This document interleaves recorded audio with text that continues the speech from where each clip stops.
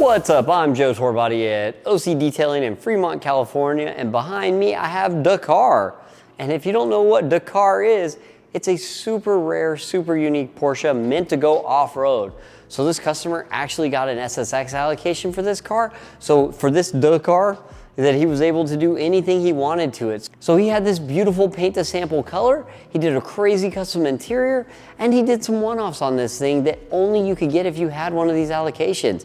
Well, having such a special car, he brought it in and wanted us to go all out on protection for this thing. So we did a full paint protection film wrap. This is just finished up being wrapping. What we're gonna do after that is we're gonna finish the entire car with CQuartz Finest Reserve. We're actually gonna coat everything on the car from the wheels to the glass to the trim. But I wanna walk you through the PPF install because this car had a lot of unique features to it, and it made it a little bit difficult to wrap, more than some 911s, and we had a lot of fun with it, but I wanna show you what we did. So I'm gonna start up here at the front of the car. Front of Dakar. We had all kinds of jokes. What car are you working on? Dakar. So this is actually the same hood that you would see on a GT3. So the GT3 has these vents right here. It's very hard to get film to sit down in these vents without having a relief cut. If you're doing a templated pattern, there would be a big V right here and here. But if you check out our install, it goes all the way in, and there's no distortions there. The film is actually clear and crisp. There's no debris there. It's a really clean install with the film fed down into these vents, so you can't even tell it's there.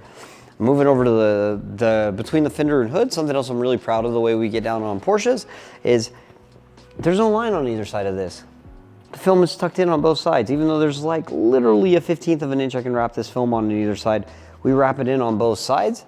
We get these headlight baskets down with no distortions in here. I always see it like if you're doing this and you squeegee right here and the film lifts up, it leaves a lift line. We've got these down without leaving any lift lines or distortions right there. And that's something else we really care about, because I know a lot of times it's paint protection film, not paint perfection film, but we really go all out to try to make sure our film looks as perfect as possible. Another fun thing about this car is it has these metal pieces. We actually wrapped all this stuff too. So we put film on all that stuff to protect it from getting beat up, along with this is another one I thought was cool. So this car has this big LED roof rack up here. They actually have a tent for this.